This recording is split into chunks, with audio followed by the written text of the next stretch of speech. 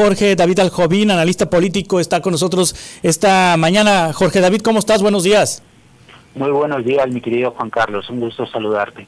Ya está proyectada la integración de la futura Suprema Corte de Justicia de la Nación, nada más hace falta que el Instituto Nacional Electoral oficialice los resultados, pero los nombres que ya se manejan para estas 9 posiciones son tendencia, Jorge David Aljobín, y también es tendencia que quien presidirá la Corte es Hugo Aguilar Ortiz. ¿Qué es lo que sigue después de esta elección judicial con esta integración, Jorge?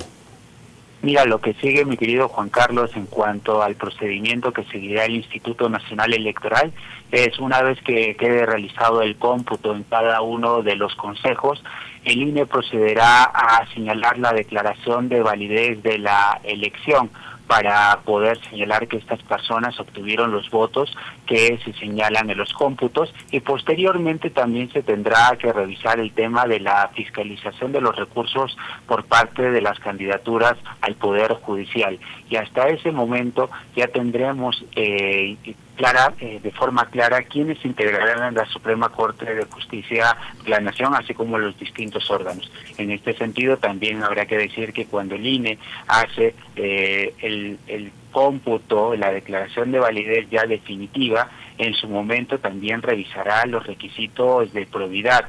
Esto es lo que hemos visto en las últimas semanas, si estas candidaturas están ligadas o no con el crimen organizado, si son agresores sexuales, si son deudores alimentarios o cualquier otra clase de requisito que les impediría o no llegar a estos puestos para ocupar esta estructura del Poder Judicial. Por lo tanto, esto es lo que va a seguir en cuanto a procedimiento. Por lo tanto, la parte postelectoral muy probablemente sea intensa y que además nos traiga muchos juicios que al final del día tendrán que ser resueltos en última instancia por parte del Tribunal Electoral del Poder Judicial de la Federación. Sí, esta integración de 9 personas que tienen más votos en este momento: Hugo Aguilar, Lenia Batres, Yasmina Esquivel, Loreta Ortiz, Estela Ríos, Giovanni Figueroa, Irving Espinosa, Aristides Guerrero y Sara Herrerías. Hay una mayoría, a decir de los analistas, o si no es que todos, que se les vincula con el gobierno de la 4T. De estos 9, ¿hay algún perfil, Jorge David Aljobín, que podamos decir es independiente?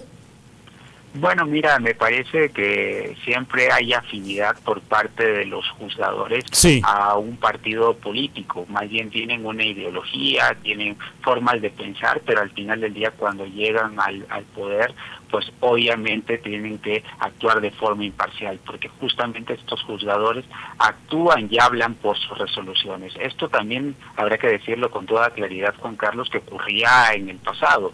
En el pasado, cuando el presidente o presidenta de la República enviaba una terna y era aprobada por el Senado de la República, también sería bastante falta, la verdad, decir que estos candidatos no tenían una afinidad con el gobierno, sino también habrá que ver que en su momento, cuando se integraba el Instituto Nacional Electoral, se hablaba de cuotas y cuates. Esto siempre ha existido en nuestro país, pero lo importante no es descalificar a estas personas por sus afinidades políticas, sino en su momento la forma de poder criticarlos será a través de las resoluciones que emitan desde el más alto tribunal, como es la Suprema Corte de Justicia de la Nación.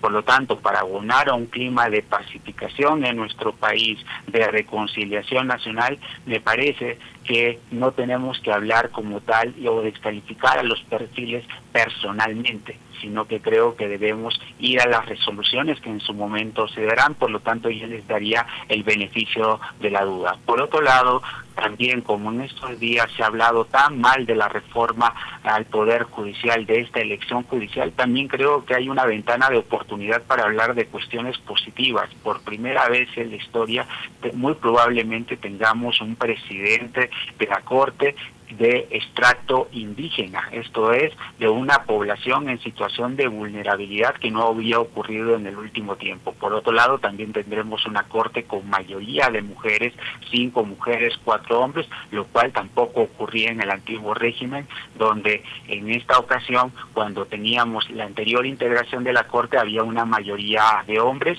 y por lo tanto juzgaban y pedían que los partidos políticos postularan una mayor cantidad de mujeres, pero esto no se reflejaba en la propia Suprema Corte de Justicia de la Nación. Podremos tener críticas en contra de la reforma judicial, de esta elección judicial, de su participación, de su implementación, pero me parece que también estos son puntos positivos. Sí, Hugo Aguilar, como bien dices, de origen indígena, se perfila para ser el nuevo presidente de la Suprema Corte de Justicia de la Nación, de acuerdo con la reforma, Jorge David Aljobín, con cómo quedó las reglas del juego, serán presidencias de 2 años, quiere decir que 2 años estará Hugo Aguilar, después otros 2 años quien haya obtenido la segunda mejor votación, en este caso Lenia Batres, otros 2 años estará Yasmín Esquivel, otros 2 años estará Loretta Ortiz y así hasta que se agote el tiempo por el cual fueron elegidos estos ministros. Efectivamente tendremos presidencias rotativas, lo cual también permite darle frescura a la propia presidencia de la Suprema Corte de Justicia de la Nación y darle una mayor movilidad. Y por lo tanto, lo que también habrá que decirle a la gente en la casa es que se debe de respetar la voluntad popular que se ha depositado en las urnas. Por lo tanto, quienes pretendan en su momento presentar algún tipo de impugnación, porque en este caso pudieran decir que la presidencia debía estar sectorizada en una mujer, habrá que decir también que el componente indígena pues no solamente se refiere a un género que es de Hugo Aguilar como hombre, sino también que esto genera un matiz importante donde no solamente se respetará la voluntad del pueblo, sino también su extracto, su origen por ser de una comunidad indígena. Por lo tanto, creo que en este caso pues tendremos nuevo presidente de la Corte. Esta etapa impugnativa que algunos han planteado me parece que no tendrá éxito en el propio Tribunal Electoral del Poder Judicial de la Federación, y también a partir de lo que tú también has señalado, mi querido Juan Carlos, es muy importante porque estas presidencias rotativas, los 2 primeros años estará en un hombre de origen indígena y posteriormente los siguientes 3 pasos donde tendremos presidencia rotativa, esto es, los 3 periodos corresponderán a mujeres, la ministra Lenia Batres, la ministra Yasmín Esquivel y la ministra Loretta Ortiz. Por lo tanto, me parece que esto es positivo. Tenemos no solamente personas de origen indígena que pueden llegar hoy a la Corte, sino también mujeres que ocuparán la presidencia rotativa en su momento, lo cual tampoco ocurría en el antiguo régimen. Sí, casualidad el hecho de que los acordeones que circularon de manera profusa en todo el país sean coincidentes con los resultados de la elección. Me parece que en este caso pues no nos debe llamar a una casualidad, sino que también ahora hay un nuevo cambio de paradigma, un cambio de componente en las estructuras como se conforma el propio Poder Judicial. Por lo tanto, me parece que al final lo que ha ocurrido es un reflejo de apoyo al movimiento de la Cuarta Transformación para que se puedan llevar a cabo las reformas estructurales que en su momento se han planteado. ¿En qué sentido digo esto? El año pasado, en 2024, el mandato del pueblo fue claro, darle mayoría morena en ambas cámaras, y esto también significa que también se requieren de determinados perfiles para llevar a cabo ese movimiento. Puede gustar o no, pero me parece que en este sentido la propia elección judicial ha sido un fiel reflejo de lo que la gente también votó el pasado 2024 y ahora que se ha refrendado este 1 de junio de 2025. Sí, la baja participación, ¿a qué se la atribuyes, Jorge David Aljobín? Mira, yo diría que la baja participación la atribuyo a que se trata de un primer ejercicio que es inédito, y obviamente las opiniones en nuestro país están polarizadas.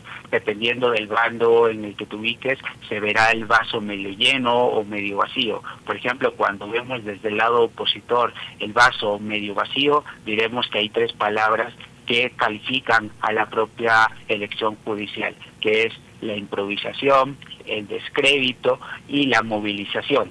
Pero si tú lo ves desde el lado, desde el oficialismo, diremos que es la primera vez donde el Poder Judicial se democratiza, que es elegido por el voto popular, y es la primera vez que se someten perfiles a la consideración del pueblo mexicano, y no como ocurría antes cuando el Consejo de la Judicatura no sancionaba a nadie y protegía a los suyos, y que era un caldo de cultivo para el nepotismo que ocurría al interior. Me parece que en este sentido también es apropiada el propio razonamiento que ha presentado la doctora Claudia Sheinbaum. ¿En qué sentido? Se queja el bloque opositor de una baja participación, pero ya quisiera el Partido Acción Nacional, el PRI o Movimiento Ciudadano tener 13 millones de votos que salgan a las urnas. Y tomando como referencia, obviamente, una de las últimas consultas que se referían a revocación de mandato, así como también para valorar si se juzgaba o no los expresidentes de la República, me parece que el resultado ha sido notable, ha sido enormemente beneficioso para la democracia mexicana, pero también habrá que decir que esta reforma al Poder Judicial requiere de ventanas de oportunidad que deben ser corregidas, por ejemplo, en los métodos de selección de los candidatos para no tener estos errores por parte del comité. Por otro lado, la forma en la que se difunde la información, el presupuesto, hay varias aristas que se tienen que mejorar, pero me parece que no es echar las campanas al vuelo, pero me parece que lo que ha ocurrido durante este 2025 es un cambio de paradigma totalmente para todos los mexicanos y mexicanas. Jorge David Aljovín, muchas gracias por este análisis, como siempre. Muchísimas gracias, mi querido Juan Carlos. Fuerte abrazo. Hasta pronto.